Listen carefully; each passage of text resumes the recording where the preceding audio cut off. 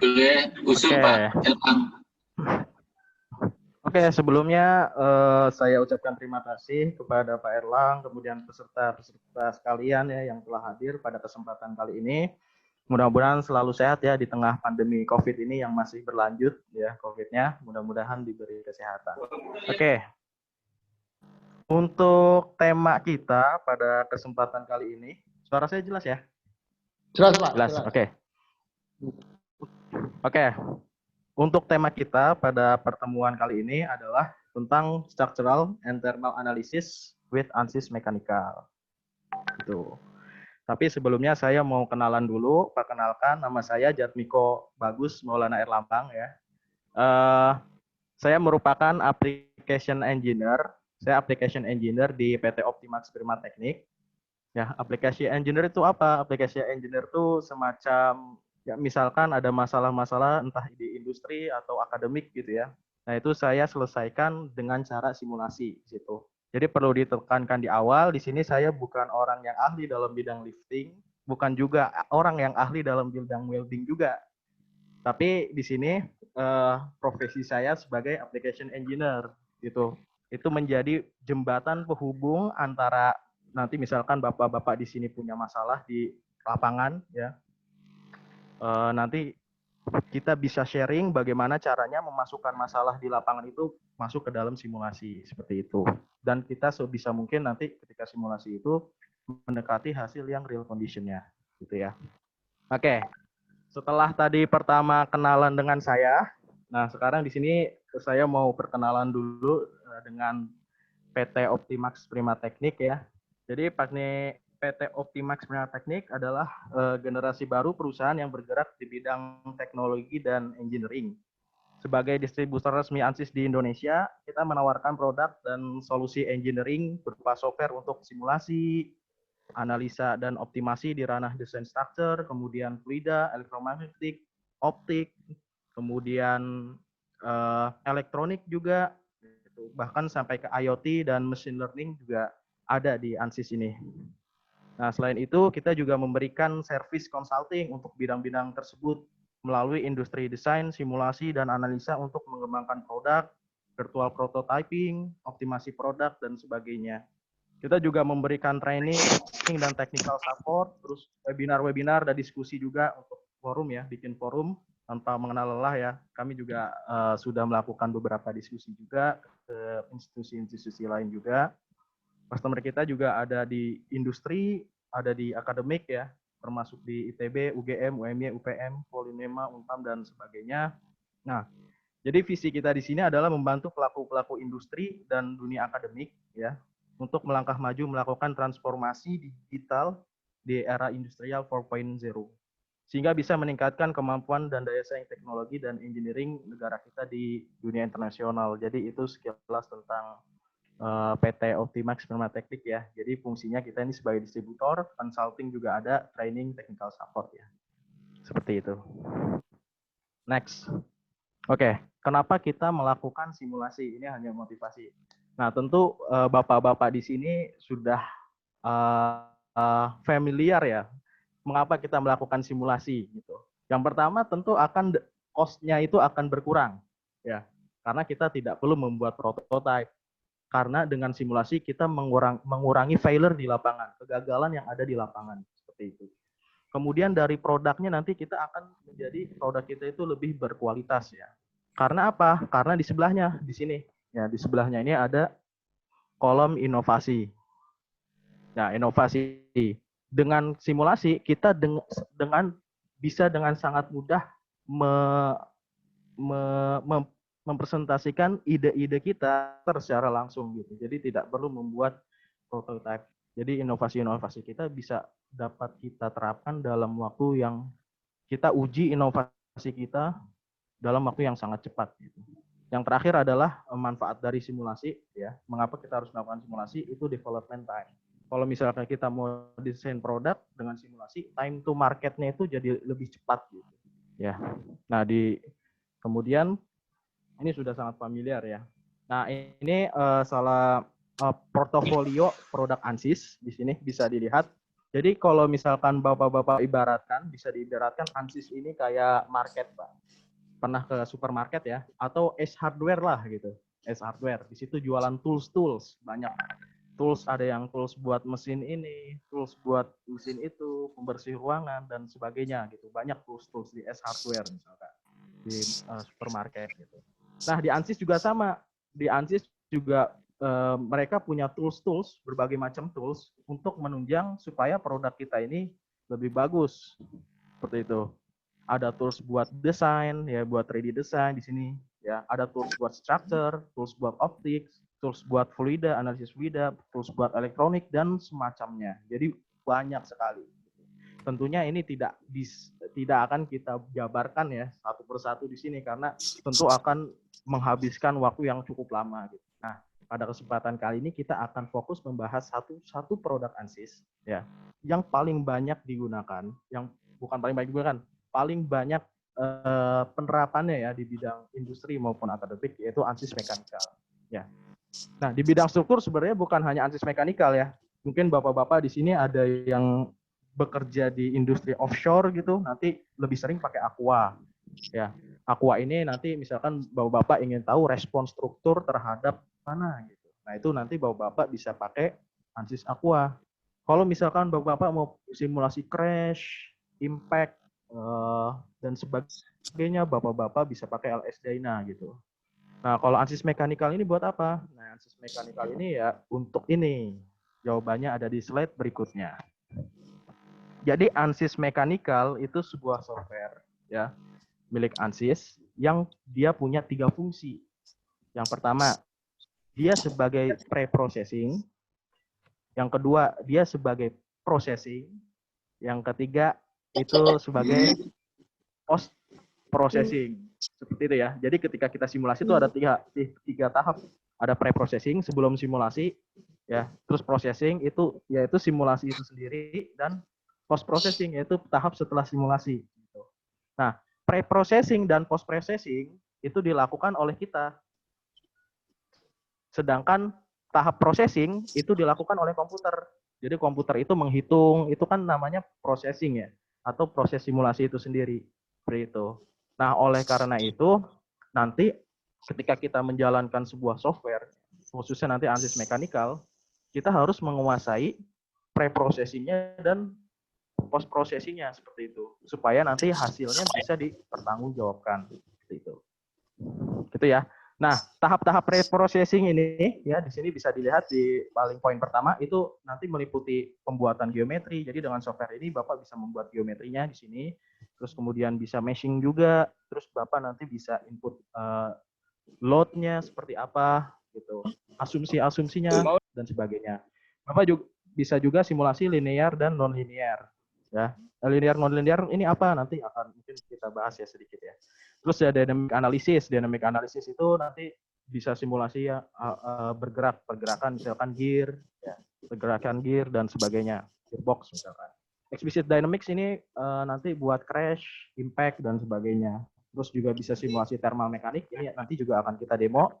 Bisa juga nanti fatigue ya untuk memprediksi umur siklusnya sampai dia terjadi failure. Kemudian optimasi juga bisa ya, dan customization gitu. Seperti itu, oke. Okay? Itu tadi pengenalan singkat tentang ANSYS Mechanical. Oke. Okay.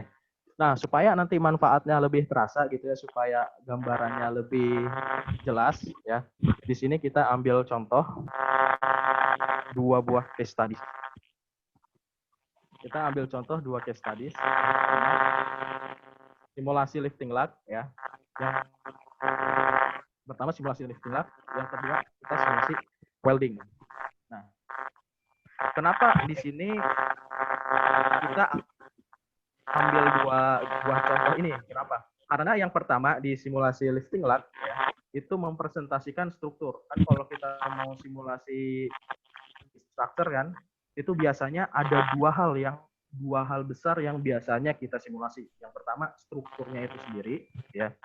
Yang kedua dilihat dari point of view thermal. Jadi dilihat dari segi struktur dari thermal ya. Nah, simulasi lifting lug itu berkaitan dengan eh, structural analysis ya. Sedangkan simulasi welding itu merupakan simulasi thermal karena di thermal ini nanti ada ininya, ada temperaturnya ya. Pokoknya setiap yang di situ ada temperatur, maka itu dapat dikategorikan sebagai simulasi thermal gitu. Nah, inilah dua hal inilah yang sering digunakan dalam simulasi struktur gitu. Oke. Nah, kita langsung saja masuk ke topik pertama, yaitu tentang stress analysis of lifting lag. Oh ya, nanti setelah penjelasan ini, nanti saya juga akan demo secara langsung ya. Nanti akan perlihatkan prosesnya seperti apa.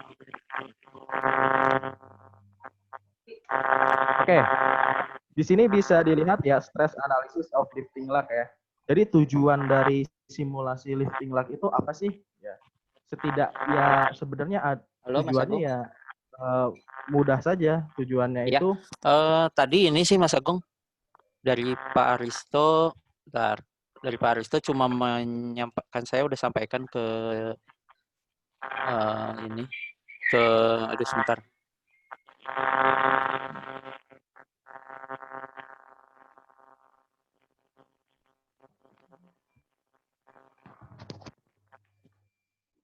Oke, halo. Oke, saya lanjut ya.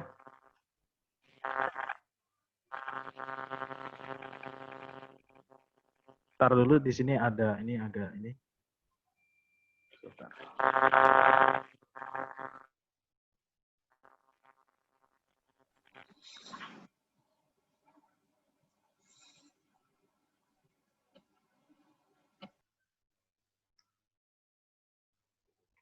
Oke, kita lanjut ya. Tadi sorry ada ini. Suaranya agak kurang jelas ya. Oke, jadi tujuan simulasi lifting lag adalah gampangnya ya apakah dengan proses lifting ini berjalan aman atau tidak. Nah, itu tujuan simulasi lifting lag itu sesimpel itu sebenarnya. Apakah dengan operasi lifting ini berjalan aman atau tidak? Intinya itu. Nah, cuman rincinya adalah parameter aman atau tidaknya itu sebenarnya dilihat dari apa? Nah, setidaknya dilihat dari dua parameter. Yang pertama, kita harus evaluasi itu nanti di sekitar lifting lag yang pertama atau di sekitar vesselnya ya. Kita harus evaluasi sebaran stresnya itu seperti apa. Kemudian sebaran deformasinya itu seperti apa. Nah, kita cek di point of interest kita ya. Point of interest kita adalah di lifting lag ya, karena itu yang paling sering terjadi kegagalan di situ ketika proses lifting.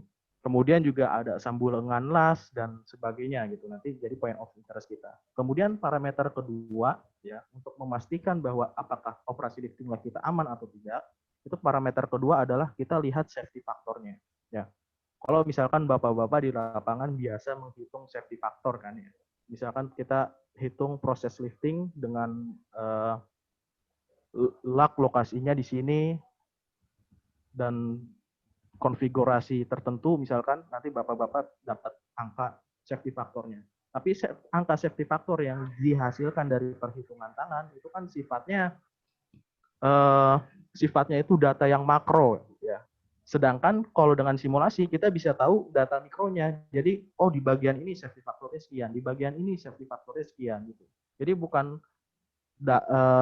safety faktor itu bukan yang makro lagi. Jadi sudah lebih selangkah lebih maju. Kalau kita lakukan dengan simulasi, kita bisa sampai tahu detail safety factor di setiap lokasi. Oke. Nah, langkah-langkah simulasi di sini ya. Nanti langkah simulasinya seperti apa? Yang pertama, bapak-bapak harus mendefinisikan materialnya dulu ya. Properti materialnya seperti apa. Kemudian kalau materialnya sudah didefinisikan, lanjut ke tahap berikutnya. Bapak sudah punya geometrinya ya. Harus gambar geometrinya. Nah, ini geometri ini bisa digambar, bisa di program ANSYS juga di SpaceClaim, atau misalkan bapak-bapak biasa pakai Autodesk Inventor atau pakai program lain, AutoCAD dan sebagainya, bisa juga digambar di CAD yang lain juga gitu. Kemudian di model meshing ya, setelah geometri ada, kemudian kita meshing geometrinya. Setelah di meshing, kita akan melakukan setup ya. Setup itu kita memasukkan pembebanannya, asumsi-asumsi semua di setup semua. Contoh misalkan asumsi fix supportnya di sini, asumsi bebannya segini. asumsi beratnya segini. Ya itu kita masukkan asumsi-asumsi itu di step ini, tahap setup ini. Kemudian setelah setup selesai, nanti komputer akan melakukan running. Di sini ada solution, ya, ada running solution, ya. Setelah solutionnya sudah muncul, baru kita result. Kita bisa olah hasilnya. Nah, result ini merupakan tahap tadi kan ada 3 tahap ya dalam simulasi. Jadi dari engineering data sampai setup itu merupakan tahap pre-processing. Nah, solution ini merupakan tahap processing. Ini yang dilakukan oleh komputer itu di sini nih, di solution. Ya, sedangkan tahap sebelumnya dari engineering data sampai setup itu tahap pre-processing ya. Dan result ini tahap post-processing. Seperti itu. Jadi tahapnya seperti ini ya.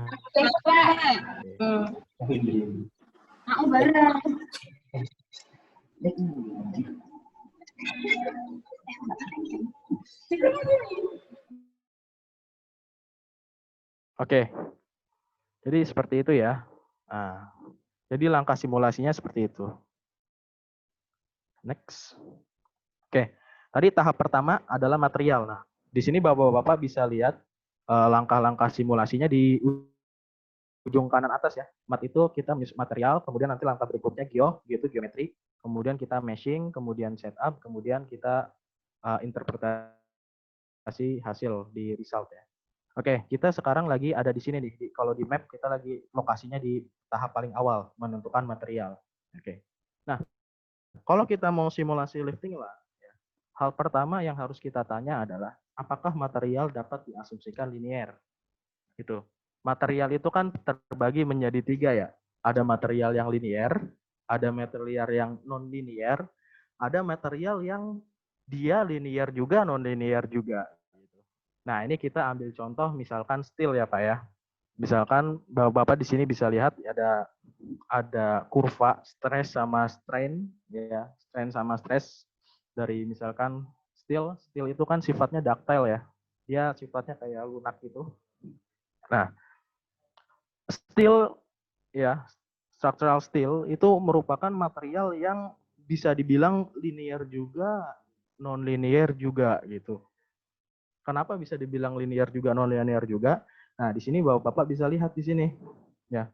Kalau misalkan steel itu kita tarik, kita bayangin kita tarik itu kan strain ya. Kita tarik nih, ya, kita tarik strainnya bertambah. Jadi, nah nanti stresnya itu akan berubah secara proporsional. Contoh, misalkan kita tarik sejauh 1 mili. Ini katakanlah. Ketika kita tarik ke kanan ya, kita tarik 1 mili, nanti dia akan timbul stres itu 2, misalkan 2 MPa. Ini mah misalkan aja gitu, misalkan dulu. Terus kalau misalkan kita tarik 2 mili jadi 4. Terus kalau kita tarik 3 mili jadi 6. Kita tarik jadi 4 jadi 8 gitu. Itu kan perubahan yang proporsional. Seperti itu. Ya. Nah, karena perubahannya proporsional, maka kita dapat asumsikan ya material steel ini merupakan material yang sifatnya linear gitu. Tapi tunggu dulu. Nah, ketika kita strain kita melebihi batas ini di batas titik ini nih ya, strain kita lebih dari ini nanti stres yang dihasilkan ya, stres yang dihasilkan itu nanti malah sifatnya jadi non linear. Ini bisa kita dilihat ya. Kalau ini kan lurus ya, garisnya lurus linear. Nah, nanti setelah ini titik ini jadi non linear gitu. Jadi steel itu linear dari titik dari stres ini sampai sini nih, sampai sini itu sifatnya linear. Nanti sisanya ke atas non linear. Nah, perubahan dari zona linear ke zona non linear ya di sini ya. Itu titik ini ya, ini dinamakan yield stress gitu. Ya, yield stress itu kan artinya material itu sudah masuk ke zona plastis. Ini namanya zona elastis. Elastis itu ya linear. Ya, ini zona plastis, itu zona non linear seperti itu. Nah, lalu berarti harusnya simulasi kita kan harusnya non linear. Harusnya simulasi kita ya gabungan dong antara linear dan non linear gitu kan. Gitu. Nah, tunggu dulu. Yang jadi masalah adalah kalau kita simulasi non linear ya, simulasi materialnya non linear, nanti simulasinya jadi lama. ya running simulasi nonlinear itu jadi cukup lama gitu, nggak sebentar.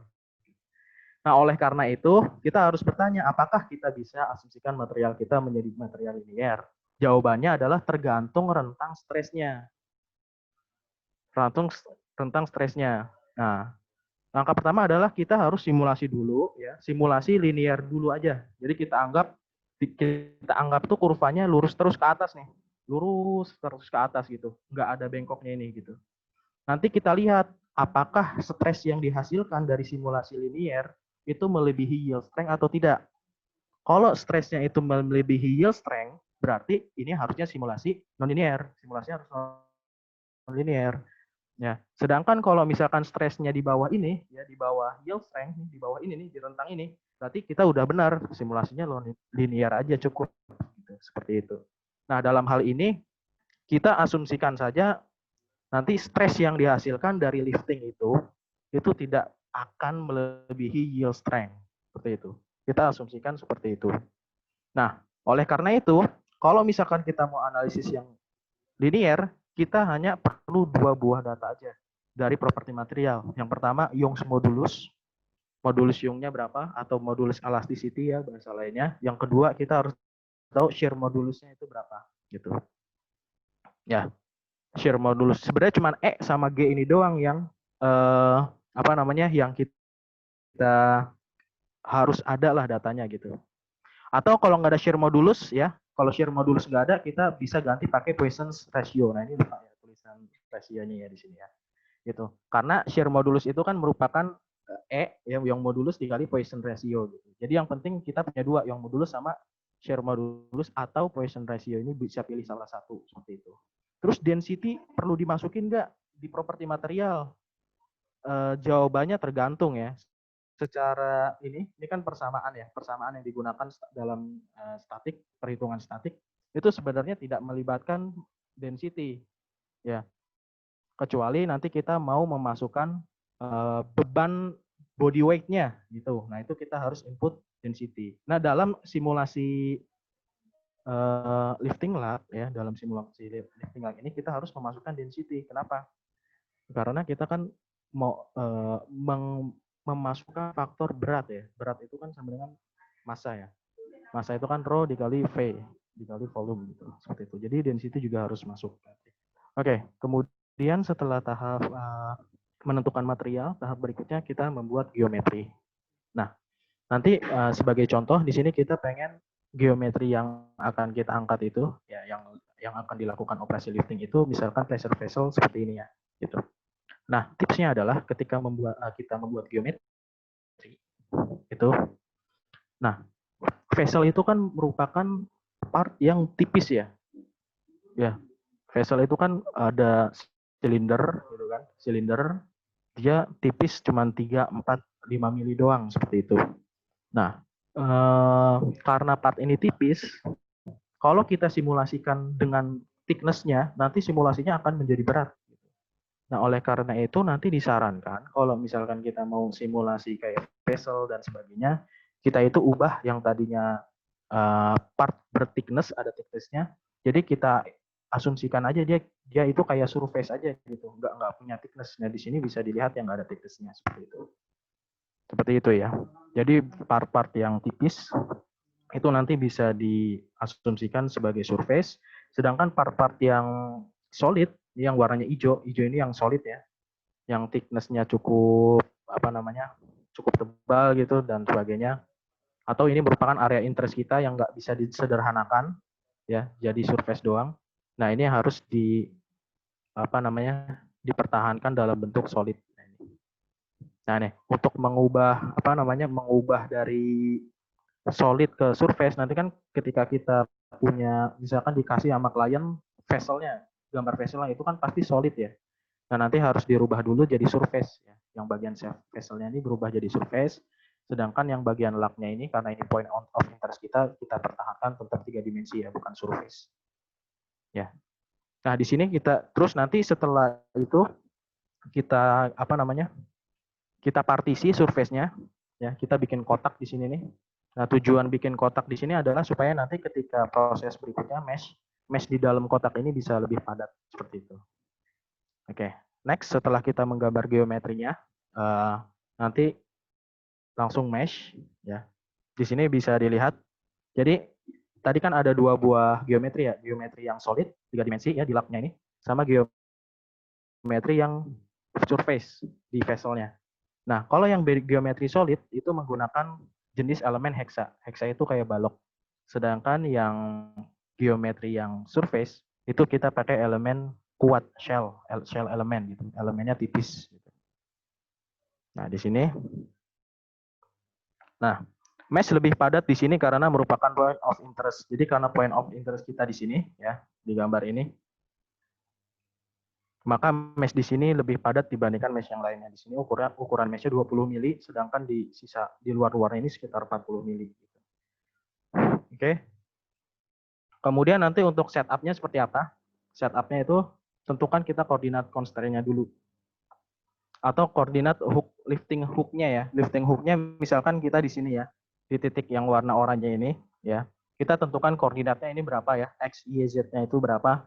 Kemudian kita bikin remote point di permukaan lifting lug, koneksikan dengan koordinat constraint. Nah, ini lebih gampangnya nanti pas demo ya. Ini kan masih ini ya, presentasi ya. Terus aplikasikan arah gravitasi ya, kita aplikasikan arah gravitasinya X, Y, Z ya, aplikasinya ke arah Y, X atau Z gitu. Kemudian berikutnya aplikasikan displacement pada constraint. Nah, kita asumsikan zero displacement pada semua dot.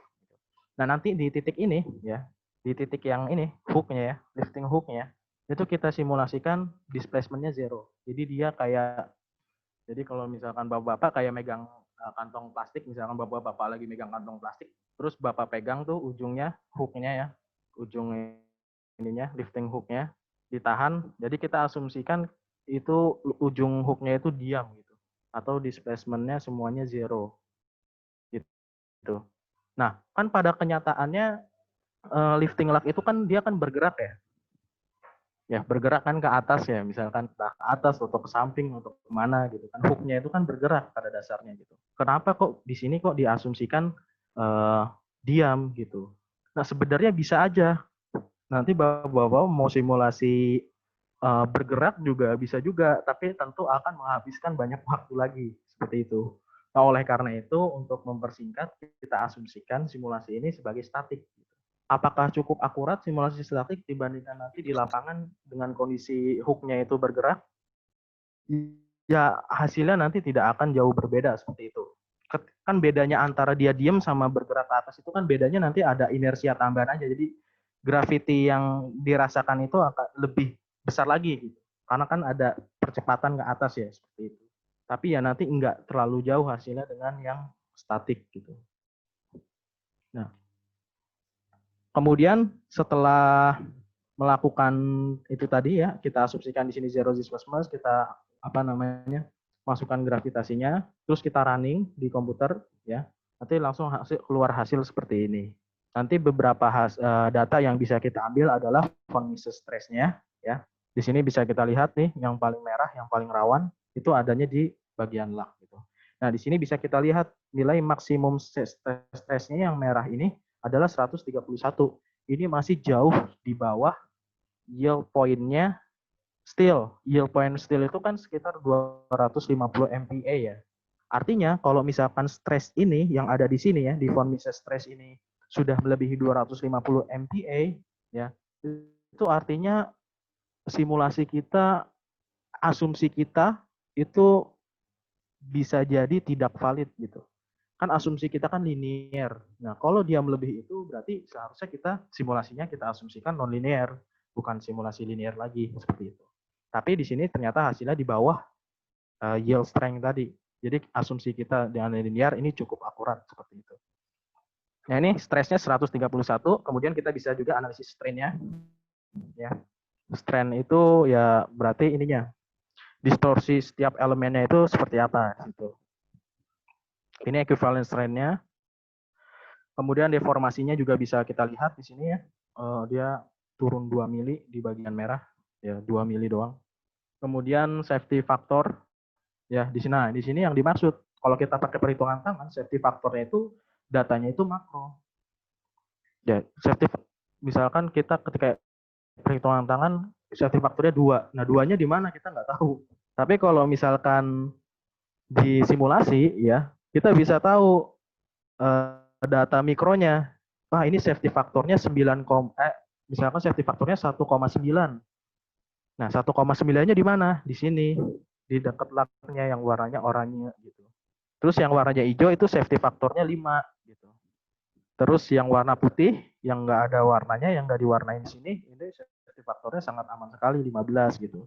Nanti yang kita ambil rujukan sebagai judgment adalah sebagai keputusan decision apakah ini aman atau tidak, ya berarti safety factor minimumnya di sini kita lihat yang safety factor paling kecil di sini itu berapa. Nah, di sini terdeteksi ternyata safety factor terkecil adalah 1,9. Artinya ya masih cukup aman lah seperti itu.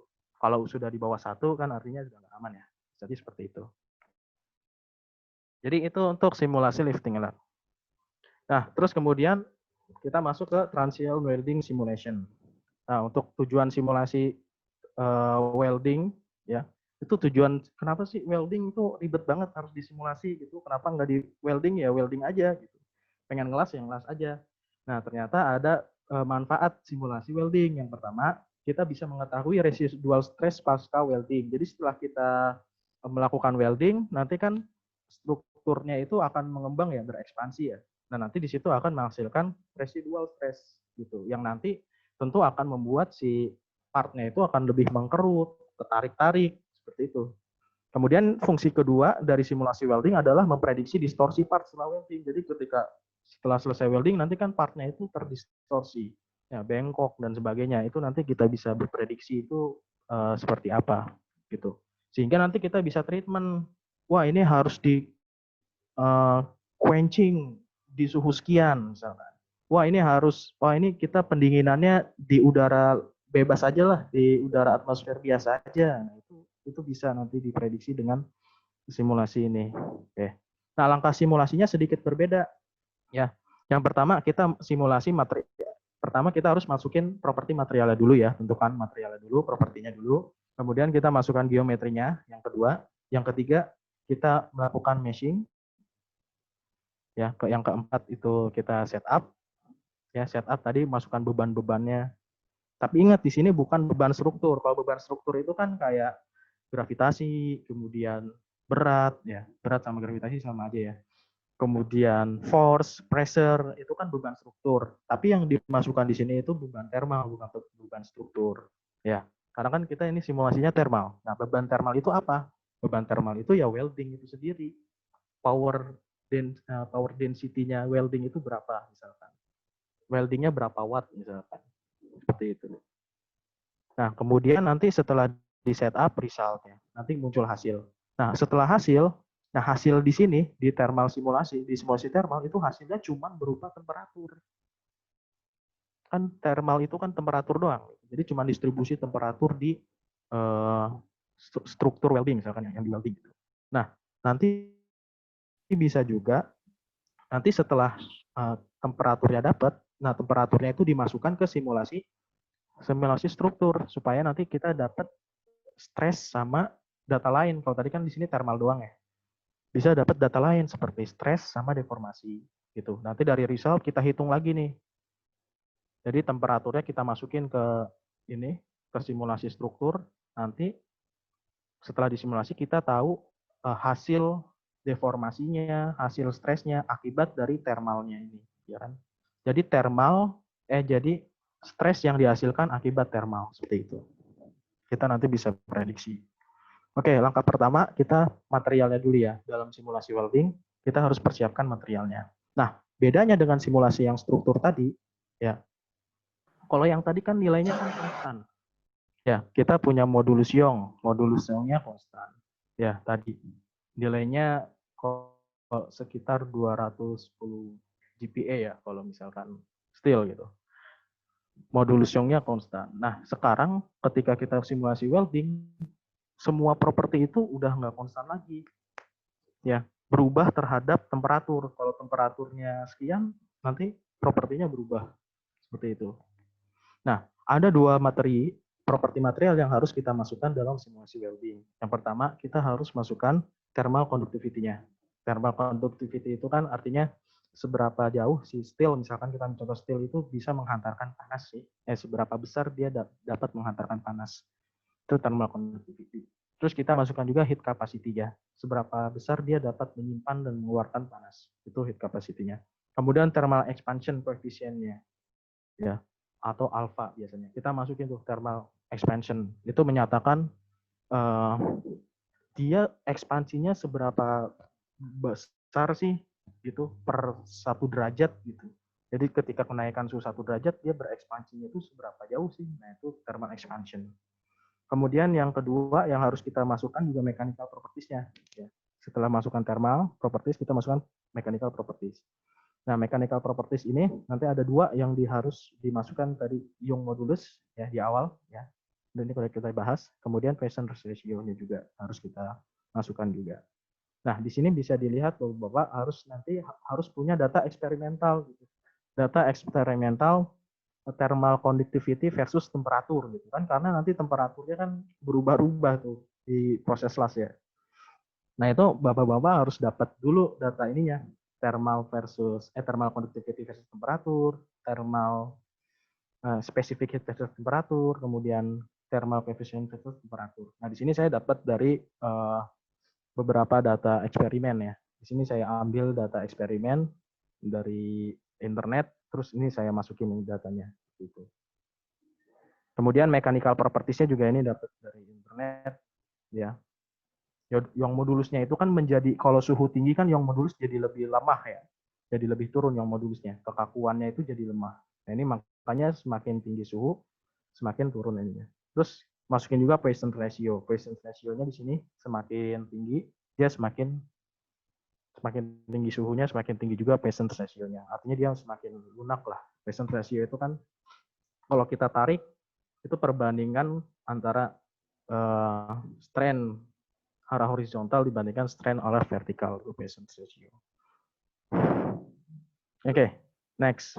Setelah material tadi kita persiapkan, kita langsung masuk ke geometri. Geometrinya simpel aja kayak gini ya. Jadi geometrinya itu solid ya. Solid. Tadi di awal udah kita bahas geometri itu ada 2, ada yang solid, ada yang surface. Nah, ini kita pakai yang solid aja. Apakah surface bisa? Bisa gitu. Tapi kan nanti takutnya kurang akurat ya kalau surface ya. Oke, kemudian setelah geometri, mesh. Nah, ini meshnya nanti seperti ini ya. Meshnya nanti bentuknya hexa ya, hexa 3D. Ya. Hexa 3D. Elemen hexa 3D dapat dibentuk dengan algoritma multizone. Ini nanti akan kita bahas saat demo ya. Akan kita tunjukkan saat demo. Kemudian setup. Ya, setelah tadi di mesh ini di mesh seperti ini, nanti setup. Ya. Langkah-langkah setup itu tentukan waktu simulasi. Nah, kita kan simulasinya welding. Welding itu kan nggak mungkin kita bisa simulasi steady. Ya, kita harus simulasi welding itu kan bergerak, ada pergerakan lasnya. Nah, itu kita harus simulasi transient. Kita mau simulasinya ini berapa detik seperti itu. Kita harus tanya dulu ini simulasinya berapa detik gitu. Let's say di sini kita mau simulasi 200 detik aja deh misalkan. 200 detik. Tentukan metode time stepping. Time stepping ini apa nanti ya pas demo ya. Kemudian pilih permukaan konveksi. Nah, sebelum kita masuk ke konveksi, di sini nanti metode las kita tuh seperti ini ya. Dari detik ke 0 kan sampai 200 nih warna oranye ya, tanda panah oranye ya. Jadi waktu las kita itu 200 oranye. Nah, proses pengelasan itu terjadi selama 92 detik ya. Nah, di sini bisa dilihat bahwa Bapak di sini nanti lasnya tuh dari titik yang merah ini kan ada laser ya di komputer saya ya ini ya. Ada laser nanti dia muter gitu. Lasnya itu muter gitu. Nah, itu dihitung-hitung sih sekitar 92 detik gitu sampai ketemu titik awal lagi, muter ketemu titik awal lagi. Seperti itu. Jadi pengelasannya selama 92 detik, pendinginannya adalah ya selama 200 detik itu. Nah, apa yang dimaksud pendinginan di sini? Pendinginan di sini itu yang dimaksud itu konveksi. Pendinginan ke atmosfer. Ya, ketika proses las berlangsung, itu kan masih ada transfer panas dari proses las kita masih ngelas nih, ada transfer panas dari lasan ke lingkungan. Nah, itu kan terjadi sepanjang waktu ya, proses pendinginannya itu sepanjang waktu gitu. Nah, nanti Bapak-bapak juga bisa tambah lagi, misalkan pengen quenching gitu, atau misalkan pengen langsung direndam ke air yang suhunya sekian gitu. Nanti bisa ditambah lagi gitu di sini. Misalkan pendinginan konveksi pendinginan konveksinya dari 0 sampai 92, dari 92 sampai 200 misalkan quenching gitu. Di suhu berapa itu nanti bisa semua diatur di situ. Oke. Nah, untuk pendinginan akibat konveksi ke udara ini ya, akibat kondisi udara itu kan nanti nggak konstan ya. Nah, di sini kan ada panas ya. Jadi panas di plat ini ya, di part ini nanti akan lepas ke udara. Nah, seberapa jauh besarnya panas yang dilepas ke atmosfer udara itu kan sangat ditentukan oleh koefisien konveksi H. Tapi sayangnya lagi koefisien konveksi itu tergantung sama suhu temperatur di sekitar sini gitu. Kalau temperaturnya misalkan lebih tinggi, nanti panas yang keluar itu lebih banyak lagi seperti itu. Nah, makanya nanti di ANSYS dia punya library secara khusus nanti secara otomatis ya, nggak perlu kita masukin manual. Nanti ANSYS punya database-nya ya, fungsi dari kalau misalkan kita melakukan pendinginan di udara atmosfer gitu. Nanti di sini ada itu. Nanti untuk jelasnya pas demo aja. Kemudian langkah-langkah setup untuk welding ini. Nah, kita harus tentukan start point-nya di mana ya. Yang pertama, yang kedua kita harus tentukan path-nya gimana. Path-nya itu kayak mau melingkar, mau lurus, mau belok-belok, mau ke atas, mau ke bawah gitu. Itu bisa, atau mau bentuk bintang, bentuk apa aja bisa semua di sini. Ya. Kemudian kecepatan lasnya itu harus kita masukkan di sini ya, kecepatan lasnya. Terus radius of the beam itu ya radius ininya. Berarti kalau diameter dikali 2 aja ya, radius lasnya gitu. Ini 5 mili misalkan. Kemudian source power intensity-nya, ya powernya itu mau berapa watt. Nah, ini untuk cari source power intensity itu caranya tinggal voltase dikali arus las ya. Terus dikali 0,7 lah kira-kira. 0,7 ini apa? Efisiensi pengelasan. Kita asumsi aja misalkan 0,7 atau berapa gitu. Itu bisa diasumsikan. Tuh. Nah, number of segment itu ini dari titik zero ke titik akhir itu kan nanti ada pergerakan. Kalau segmennya makin banyak itu nanti pergerakannya semakin gitu, semakin smooth. Tapi kalau misalkan segmennya sedikit nanti pergerakannya agak apa ya? Agak smooth lah. Ini kalau makin banyak sih makin bagus. Cuman ya itu kalau banyak nanti simulasinya jadi lama. Oke, itu sih nanti yang paling penting di saat welding itu parameter-parameter yang harus dimasukkan seperti itu. Nah, setelah itu kita run simulasi thermal. Kita hitung simulasi thermal. Nanti dari simulasi thermal kita run, komputernya akan menghitung tuh distribusi temperaturnya terhadap lokasinya sama terhadap waktu. Jadi nanti kan di sini ada merah muter nanti di sini. Ada merah muter. Nah, setelah itu transfer seluruh data temperatur ke model struktur. Jadi temperatur yang tadi sudah di-run masukin ke simulasi struktur ya. Terus kita tentuin fix support-nya, kita asumsikan di sini fix support-nya gitu. Nanti kita bisa lihat hasilnya seperti ini. Nah, ini temperatur ini didapat dari simulasi thermal. Sisanya yang 3 ini didapat dari simulasi struktur. Seperti itu. Nah, ini suhu thermalnya seperti ini ya. Set gitu. Ini kalau ditransfer ke struktur jadinya stres. Nah, ini stres.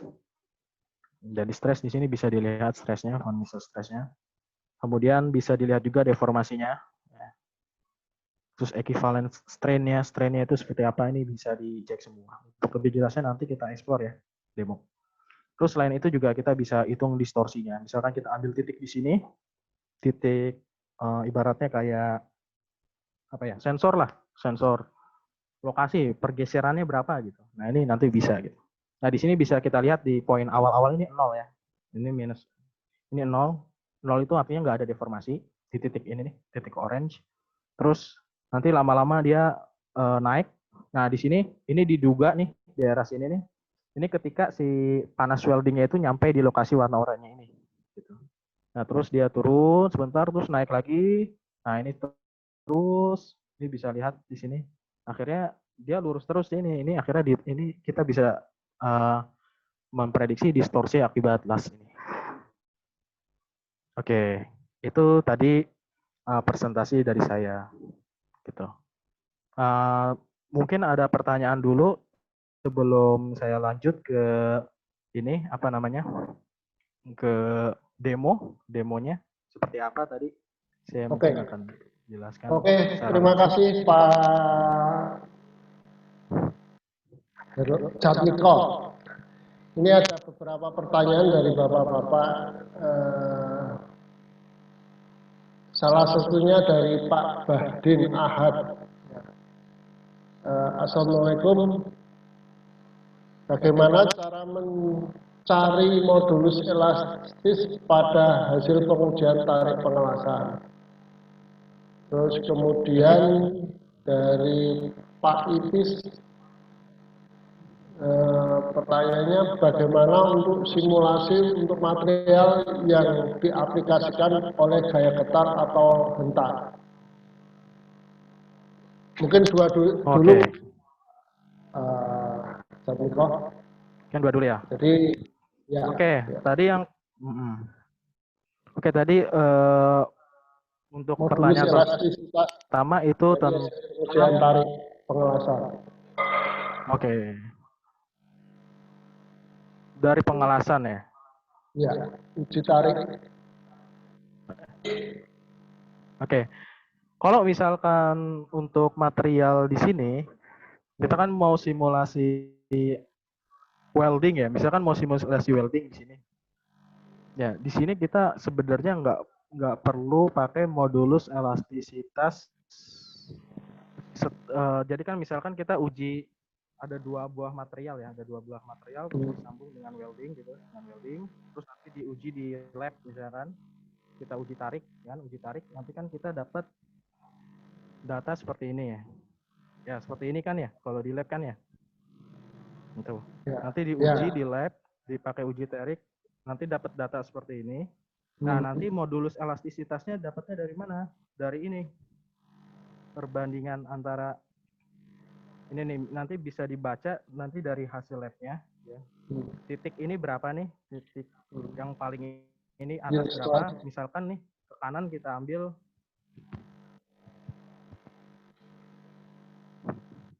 misalkan di sini stresnya berapa ya?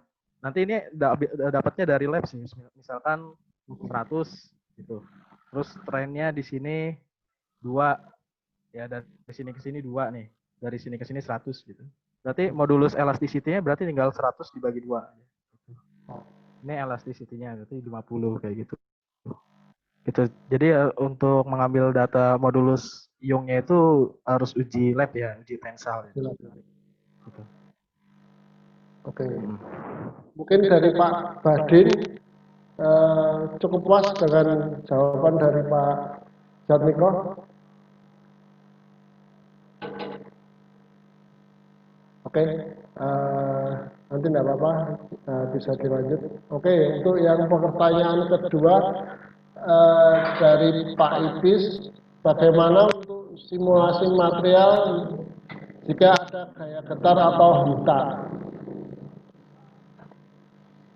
Oh, untuk material gaya hentak itu di ANSYS di sini ya saya tunjukkan. Itu sebenarnya bukan masuk pembahasan kita hari ini, tapi bisa. Jawabannya adalah bisa disimulasikan. Ada 2 metode. Yang pertama bisa pakai ini, nanti simulasi transient struktural, Pak. Nanti Bapak harus menyiapkan bebannya itu adalah misalkan ada struktur nih, katakanlah ada struktur jembatan lah. Kita pengen jembatan tapi ada hentakannya akibat gempa misalkan. Kan tidak karena gempa atau sebagainya ya, hentakannya. Nah, itu Bapak harus punya data time versus displacement. Nah, nanti itu tinggal diaplikasikan. Itu sebenarnya ada di YouTube kita sih ya. Bentar saya contohnya ya. Ini sudah pernah Optimax simulasikan juga.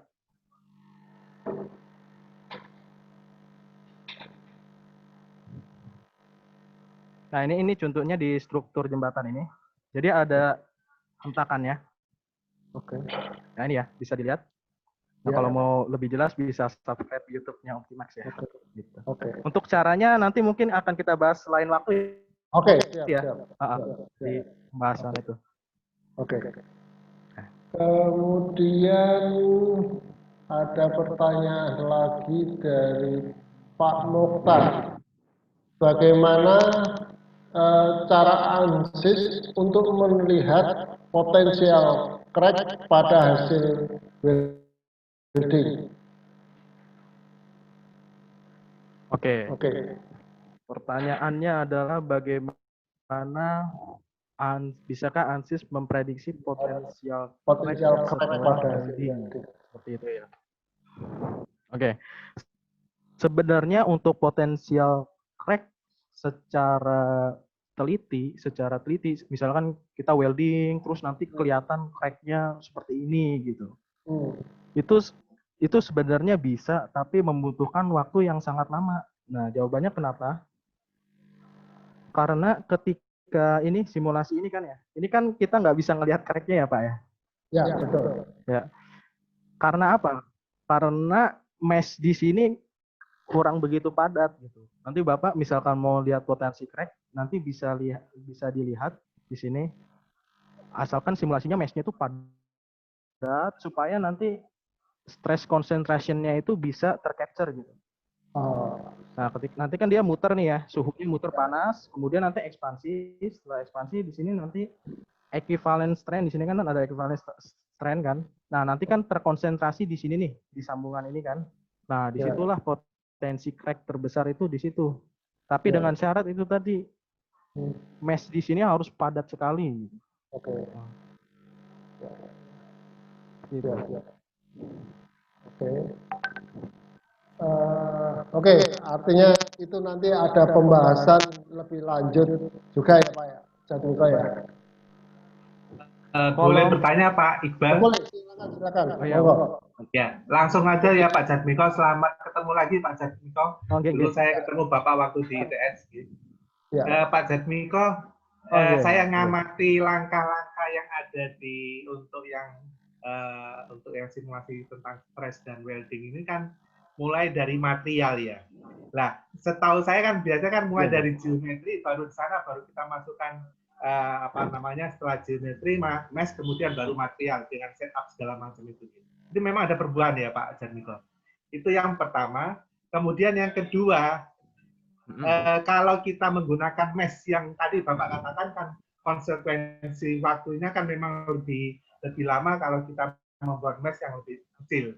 Nah, error yang ditimbulkan ketika kita membuat mesh yang lebih kecil dengan yang mesh yang lebih besar itu sampai sejauh mana? Terima kasih Pak Jar. Oke. Nah, untuk pertanyaan yang pertama tadi tentang kenapa material dulu nggak geometri dulu? Jawabannya adalah bebas, terserah. Mau geometri dulu boleh, mau material dulu boleh. Nanti mungkin akan jelasnya pas demo ya, kenapa dua-duanya boleh geometri dulu, boleh material dulu. Nah, terus untuk yang pertanyaan yang kedua, nanti kan sebenarnya kalau kita simulasi yang bagus adalah yang mesh-nya padat, banyak, itu pada dasarnya. Tapi kita ketika simulasi, ya kan, itu kita harus tahu kemampuan komputer kita itu seberapa jauh dulu. Ya, contoh, misalkan ini simulasi pertama ya. Ini simulasi. Ini saya bikin grafik, misalkan simulasi. Ya, simulasi. Kemudian yang ke atas, misalkan stres. Oke. Ini saya simulasi pertama, ya simulasi pertama. Ukuran selnya di sini nih. Misalkan katakanlah 20 mili misalkan. Oke, 20 mili. Kita simulasi dulu nih, ukuran mesh-nya 20 mili. Nah, nanti kita capture misalkan di sini nih. Di titik ini kita ambil stresnya berapa? Oh, ketika 20 mili, stresnya misalkan 100 MPa misalkan. Kita bikin grafik ya. Ketika 10, ini 100 ya, 100 gitu. Nah, terus nanti kita coba lagi kita padatkan lagi, kita ubah ukurannya mesh-nya lebih kecil lagi, misalkan jadi 10, jadi setengahnya. Nah, ntar kita capture lagi nih, di sini misalkan jadi 110 gitu. Nah, terus nanti kita kecilin lagi, nanti ada satu titik di mana si hasil simulasi itu sudah tidak berubah lagi terhadap jumlah sel, kepadatan sel. Nah, itu namanya mesh independency test. Jadi sebelum simulasi, kalau bisa kita harus melakukan mesh independency test untuk memastikan bahwa hasil simulasi kita itu tidak mengubah lagi hasil seperti itu. Contoh kalau di sini ya berarti di ketiga nih, di ketiga dia kan udah mulai lurus ya. Nanti kan kita plot gini, bikin grafiknya terserah bikinnya mau di Excel mau di mana juga boleh. Nah ini, nah berarti kita bisa menyimpulkan bahwa kita pakai selnya ukurannya 5 mili aja deh. Nah, kalau kita kecilin lagi, bisa aja lebih akurat, tapi kan nggak terlalu jauh beda gitu dengan yang 5 mili. Seperti itu. Jadi, jawabannya adalah ringkasannya kita harus melakukan mesh independency test dulu sebelum simulasi supaya untuk memastikan bahwa simulasi kita ini akurat dari segi jumlah meshnya gitu. Gitu. Oke. Oke, terima kasih Pak Jat. Yo, oke, G. Sama-sama.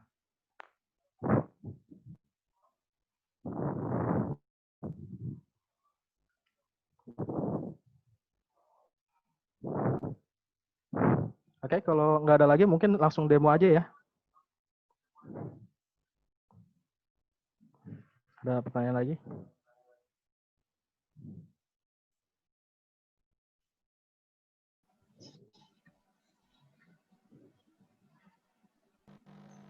Ada pertanyaan, tapi sementara demo dulu aja, Pak.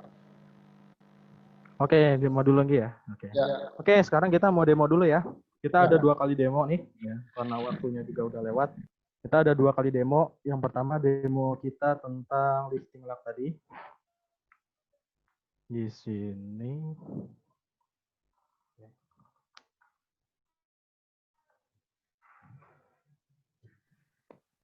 Oke, tadi kan langkah pertama menentukan materialnya dulu. Ini kita geometri dulu aja deh, boleh juga. Gitu. Ya, jadi kita buat geometri dulu juga boleh, mau material dulu juga boleh, jadi dua-duanya juga boleh. Gitu. Nah, langkah pertama kita harus gambar geometrinya dulu. Nah, caranya bisa dengan menggeser ini, ya kan, atau nanti statik struktural, cari statik struktural di sini. Nah ini. Nah tadi kan ANSYS itu kan kayak market ya. Nah ini untuk simulasi statik ini kita bisa geser gitu. Geometrinya terserah bisa kita gambar sendiri di sini, terus disambungin ke dalam sini, ya dimasukin ke dalam sini. Bisa juga kita langsung ini kita delete ya. Bisa juga langsung geometri ini di double klik aja, ini juga bisa gitu. Jadi kita masuk ke geometri dulu.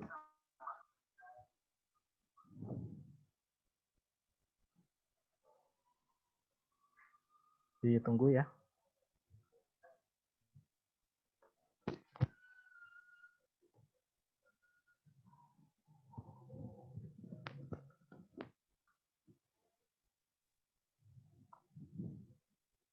Oke, jadi ketika kita double klik geometri, nanti akan terbuka jendela ANSYS Space Claim seperti ini. Nah ini kalau bapak-bapak ibaratkan, ini sama persis kayak Autodesk Inventor, sama kayak AutoCAD. Ya, AutoCAD mungkin nggak terlalu mirip ya, lebih mirip kayak SolidWorks dan Autodesk Inventor seperti itu, atau Siemens NX dan sebagainya. Nah, tapi kalau saya gambar dari awal ini akan menghabiskan waktu. Jadi di sini saya langsung gambar jadinya aja ya. Oke.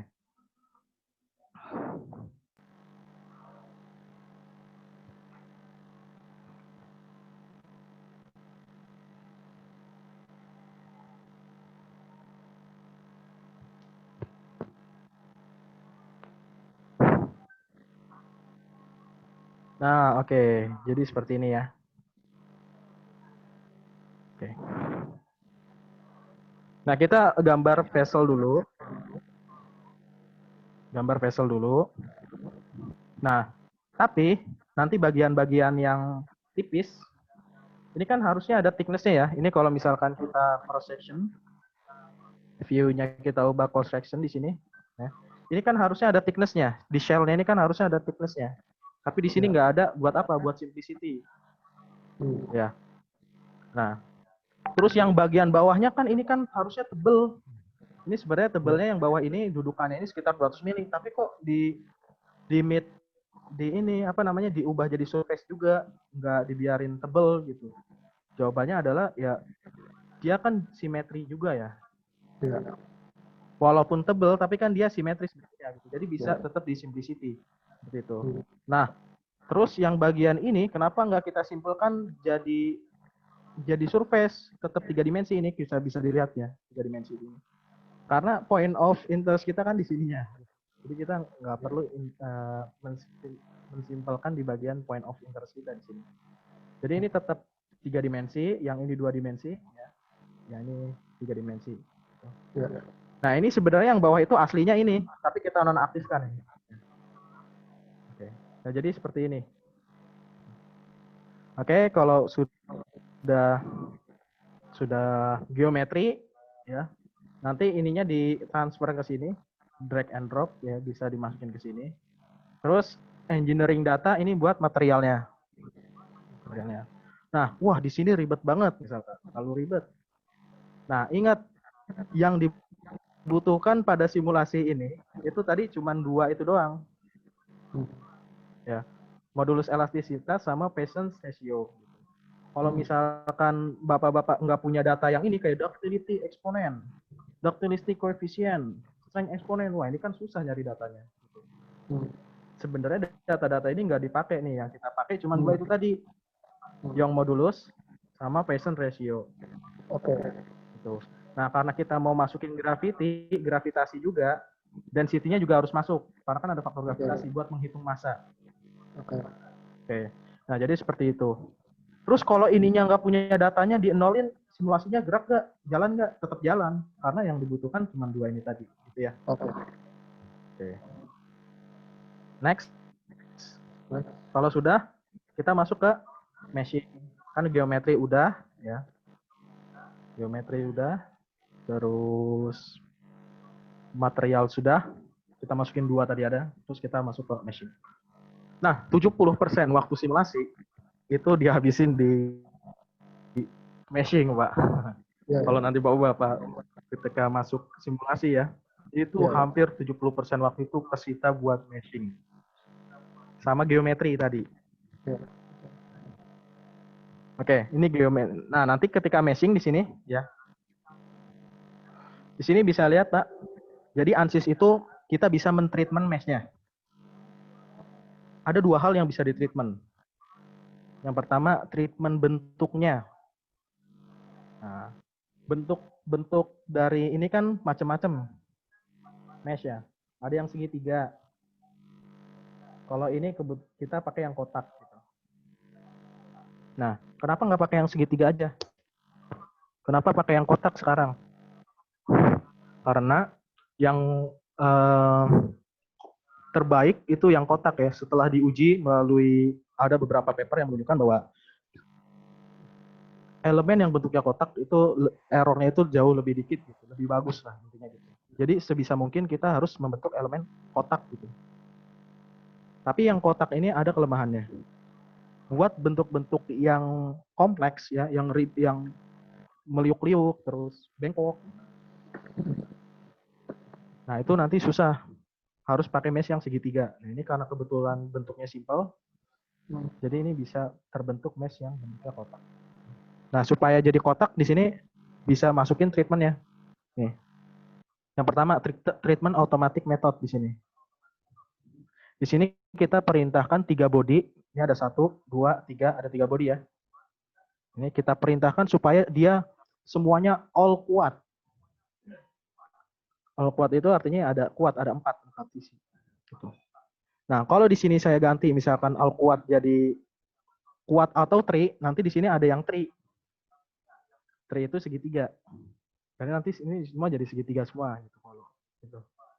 Seperti itu ya. Nah, terus yang bagian multizone, yang bagian ini, yang multizone ya. Ini yang bagian ini elemennya solid 3 dimensi. Ini kan elemennya solid 3 dimensi ya. Nah, ini keempat body ini 1, 2, 3,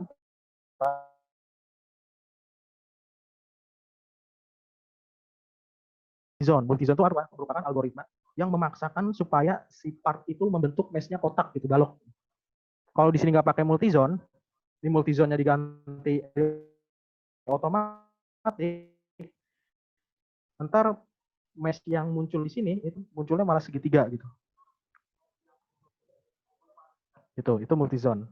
Nah, kemudian tadi kan kita bicarakan bahwa ANSYS bisa men-treatment mesh dua treatment ya. Pertama treatment bentuk, yang kedua treatment size, ukuran. Nah, ini kita perintahkan supaya ukuran meshnya 10. Nih. Ini 10 mili. Yang warna biru ini 10 nih. Terus yang daerah sini kita perintahkan 20. Terus yang sisanya, yang paling luar itu diperintahkan supaya meshnya 40 gitu. Nah, terus nanti tinggal di mesh, proses mesh nanti menghasilkan mesh seperti ini. Ya, jadi meshnya nanti seperti ini. Jadi urutan mesh itu kita ke point of interest dulu.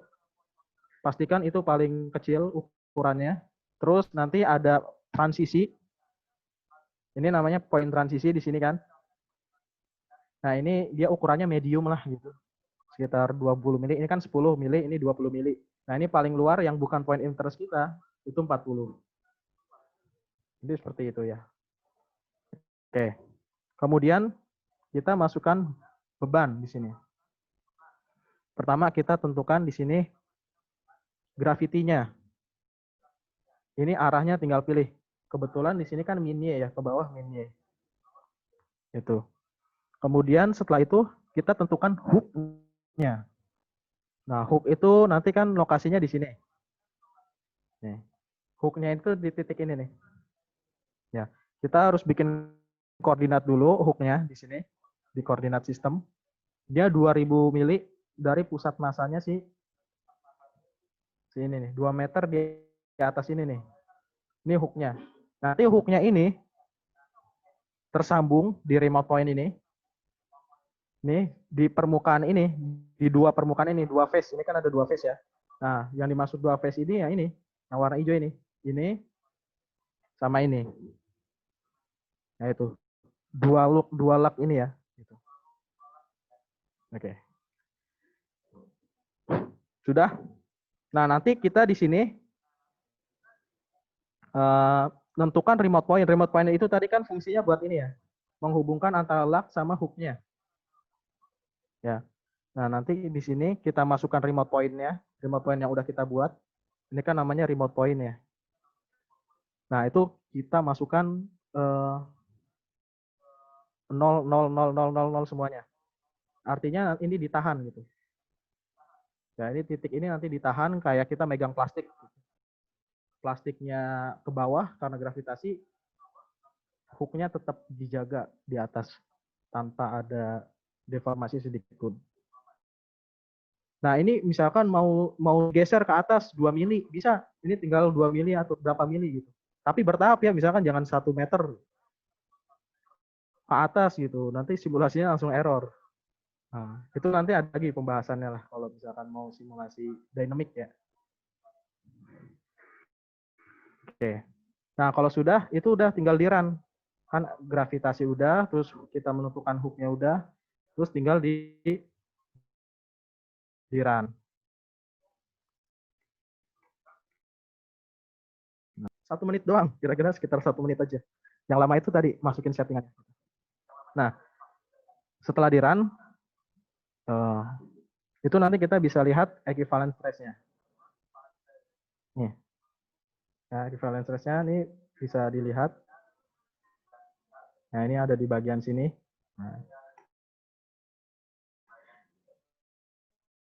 Nah, filler loss itu bisa digambar aja nanti di sini. Nah, ini kan hanya untuk demo ya.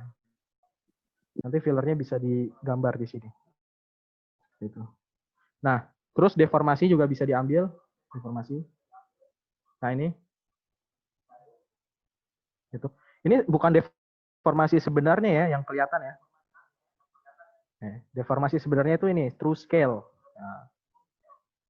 Nah, ini. Jadi pergeserannya nggak terlalu jauh. Oke. Nih, deformasinya sudah kelihatan, ya, sekitar di bawah ini 2 mili. Terus equivalent stress-nya maksimumnya di sini, ya, di bagian lasnya 131 MPa. Nah, buat safety factor, ya caranya tinggal klik kanan, stress tool.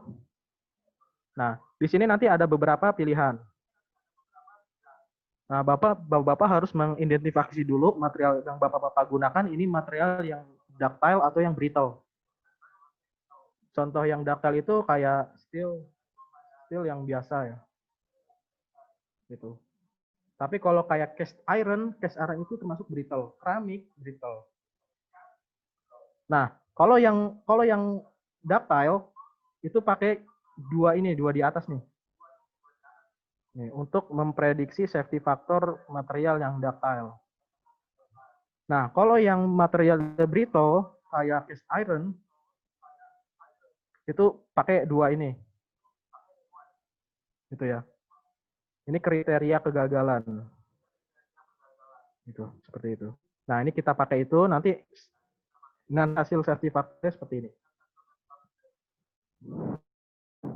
Nah, ini nanti bisa dilihat kan. Safety faktornya 1,9. Di mana lokasinya? Lokasinya di sini.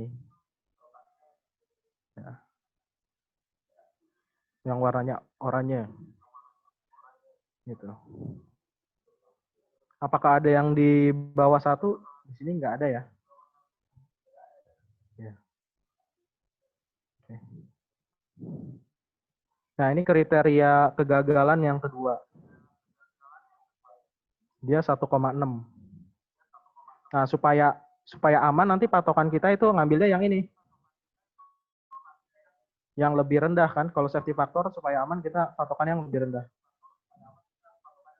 Kan tadi kan ada dua ya, kriteria safety factor, kegagalan. Nih, untuk ductile ada dua, yang ini sama yang ini. Ini untuk ductile, yang ini yang brittle. Nah, ini tinggal dibandingkan, ini sama ini dibandingkan, nanti mana yang angkanya lebih kecil, itu jadi judgement kita apakah itu aman atau tidak. Ini jadi yang diambil 1,6 ya, karena ini lebih kriterianya itu lebih aman lah. Jadi kita asumsikan worst condition-nya itu ini 1,6. Jadi seperti itu. Itu untuk simulasi structure. Ya. Terus kalau untuk simulasi yang welding,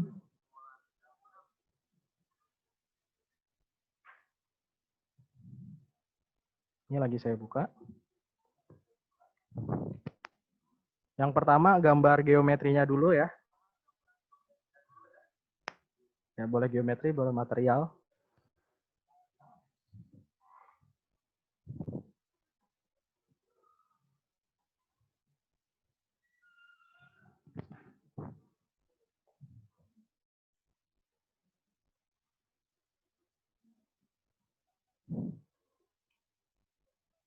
Oke. Nah, ini udah cuman sesimpel ini aja sebagai contoh ya. Nanti Bapak bisa diterapkan juga dengan cara yang sama di kasus yang lebih kompleks. Terus material datanya tadi banyak banget, ada dua kan? Ada dua material yang thermal, ya. Ada tiga nih. Ya, nih spesifik heatnya. Ini tinggal bapak-bapak masukin aja dari data dari Excel gitu. Misalkan udah dapat dari paper penelitian, misalkan. Oh, pada temperatur sekian spesifik heatnya sekian. Gitu. Nah, nanti otomatis dia muncul grafiknya. Terus thermal conductivity-nya juga. Selain itu, thermal ekspansi. Nah, ini. Masukin. Terus Young modulus kan berubah terhadap ini dong temperatur berarti. Nih. Berarti ini lama-lama dia semakin Young modulusnya semakin turun. Terus Poisson ratio-nya semakin naik. Ini data ini bisa diambil nanti dari paper penelitian atau jurnal-jurnal. Oke. Nah, ini ada perubahan.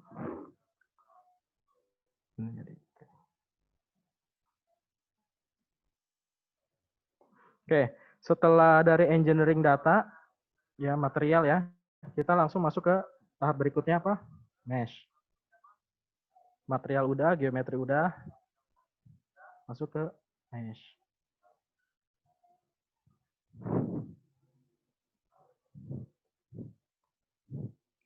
Nah, di sini bisa dilihat kita melakukan 2 buah simulasi. Yang pertama itu simulasi thermal. Nah, ini transient thermal. Yang kedua, kita simulasi strukturnya. Transient structural. Gitu. Jadi kita thermalnya dulu ya. Nah, ini kita masuk ke mesh. Mesh-nya sederhana kok gitu. Ini pakai multizone juga. Tadi fungsinya supaya dia dipaksa bentuknya kotak. Yang kedua, body sizing ukurannya 10 mili. Nah, yang dimaksud 10 mili itu apa sih? Ya jarak antar sini ke sininya. Nah, seperti itu. Terus setelah kita menentukan mesh-nya, sudah dibuat, kita tentukan waktunya mau seberapa lama di sini. Kita masukin aja berapa second gitu. Step and time-nya. Oke. Setelah menentukan step and time-nya, kita menentukan di bawahnya nih, auto time stepping. Nah, di sini pakai program control. Nah, itu. Nah, time stepping ini fungsinya buat apa? Time stepping ini fungsinya buat ketika kita mau simulasi dari 0 sampai 200 detik. Nah, nanti sebenarnya yang terjadi adalah dia membagi-bagi segmennya gitu. Kalau Bapak pernah nonton film kan, film kartun zaman dulu itu kan terdiri dari frame-frame ya. Nah, yang ini namanya time step. Delta T-nya nih. Nah, ini kan di sini ada ya time step. Nah, delta T-nya gitu.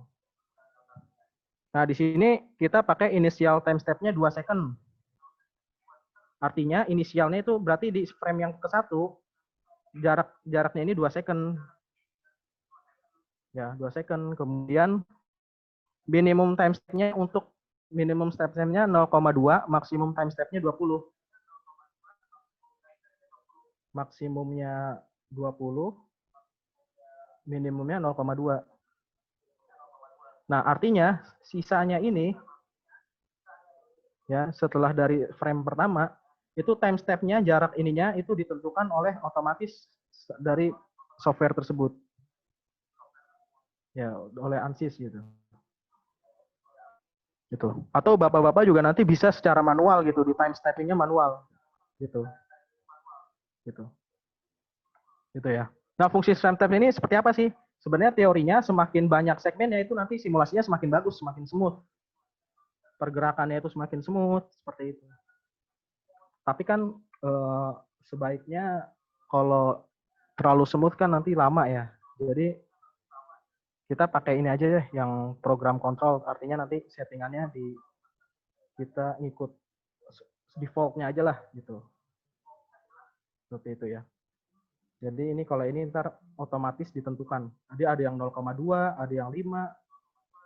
Cuma nanti ya rentangnya 0,2 sampai 20 LKS-nya. Jadi seperti itu. Kemudian kita masukkan permukaan konveksinya. Nah, permukaan konveksinya sih sebenarnya sih yang kena konveksi ini aja nih. Ini. Jadi yang tereksploitasi ke lingkungan ya. Tereksplos ke lingkungan ya.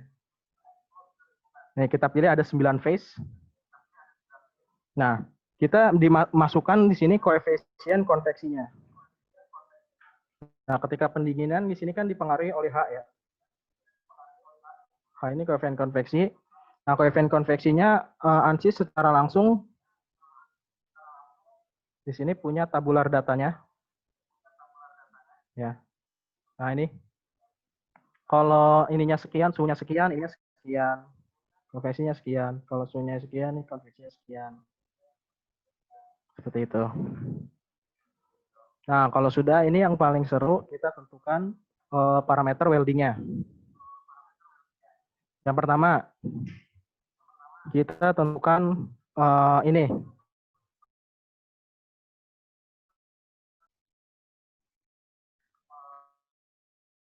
permukaan yang nyentuh well. Nah, ini antara ini sama ini. Ya. Makanya di sini kita pilih geometrinya dua face ini yang akan menyentuh welding, tersentuh welding. Kemudian kita tentukan path-nya. Ini ada dua edges. Ya, path-nya mana ini nih? Ini satu setengah lingkaran yang pertama sama setengah lingkaran yang kedua. Nah, itu kita kan pengen muter ya. Kemudian berikutnya titik start point-nya. Nah, start point-nya kita pilih di titik ini nih. Nah, titik ini. Jadi nanti mulai dari sini nih, titik welda muter dia. Ya, setelah itu, nah ini first patch sama last patch ini mungkin yang lebih advance ya. Misalkan nanti ada dua buah welding. Misalkan di sini ada welding pertama, ya, dari sini ke sini.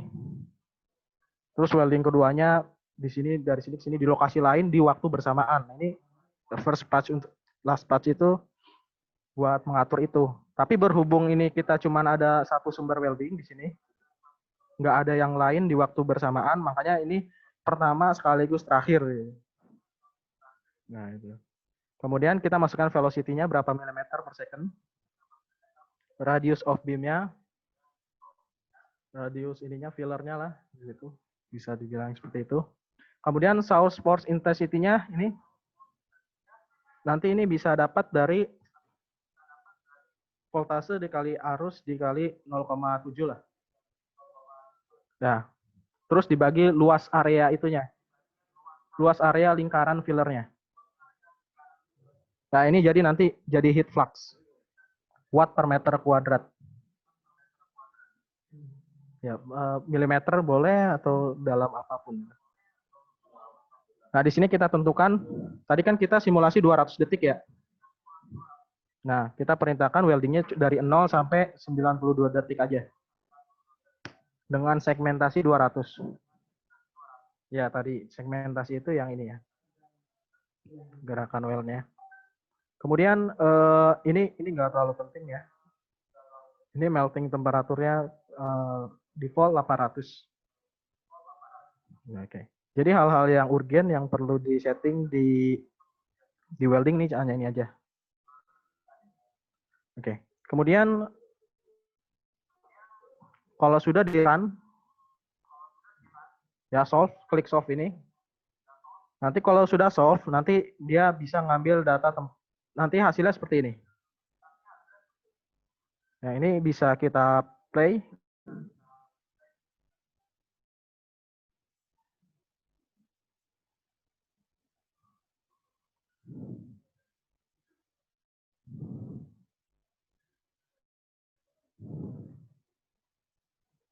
Nah, ini bisa dilihat temperatur maksimumnya itu mencapai 1000 derajat. Ya, yang bagian merah.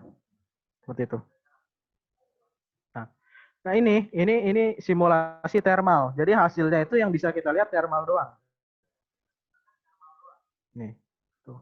Misalkan ini bisa diatur ya konturnya ya.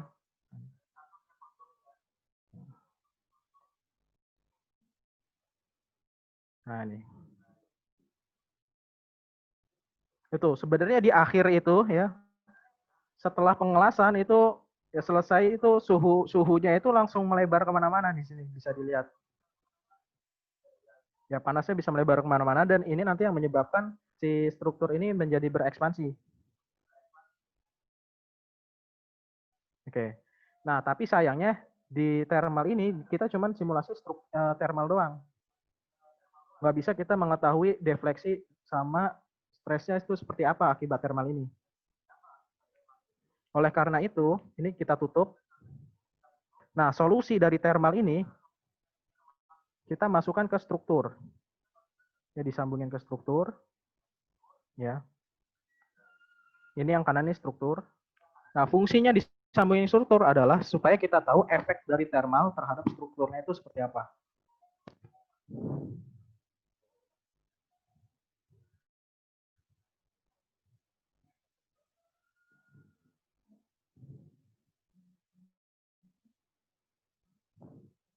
Nah, thermal terhadap strukturnya.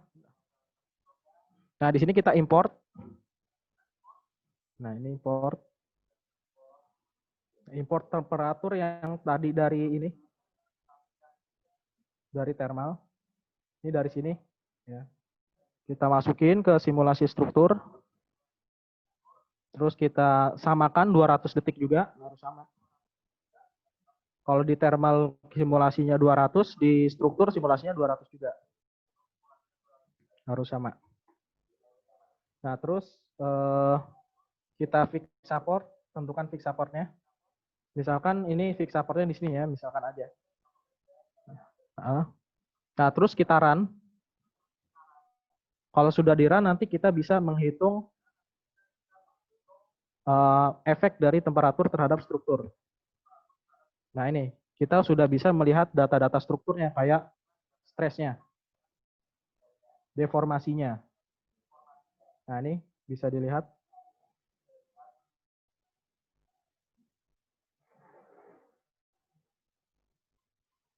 Nah, ini. Kalau tadi kan cuma temperatur doang ya, nggak kelihatan bengkok-bengkoknya gitu ya.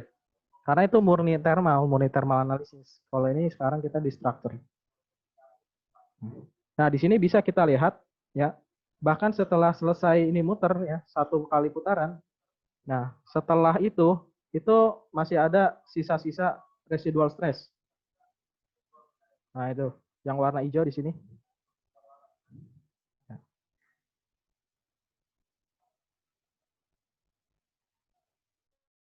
Misalkan kita pengen tahu hasil di detik ke 160.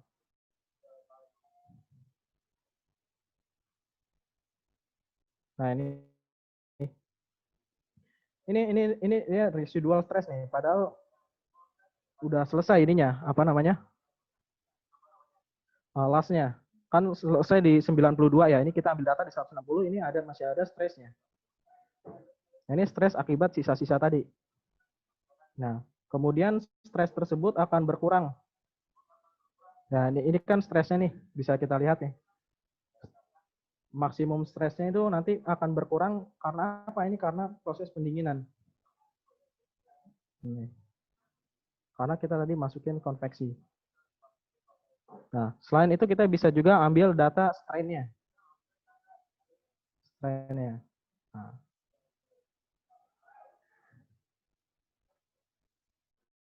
Ini strain-nya. Ini jarang dipakai sih ya. Nah, ini yang paling terakhir kita juga bisa ambil data deformasinya.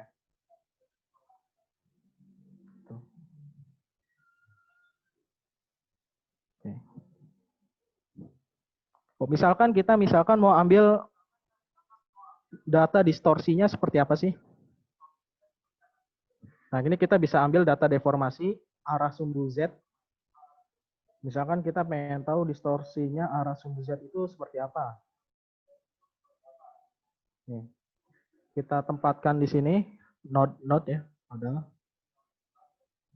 Atau nodal, kita pengen tahu distorsinya arah sumbu Z. Oke. Terhadap waktu. Nah, ini.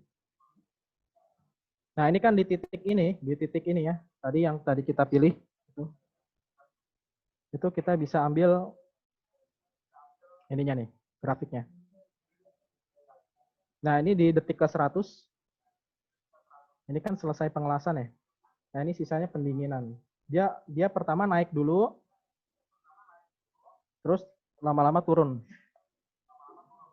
Ya, ini kan deformasi arah sumbu Z ya. Ini dia naik, titik ini dia mengalami kenaikan. Terus turun, terus nanti sampai konstan. Itu kayak nge-shrink lah ibaratnya. Gitu ya. Jadi kita bisa lihat deformasinya juga melalui software ini. Gitu. Oke, jadi untuk debonya itu saja. Mungkin setelahnya kita diskusi ya.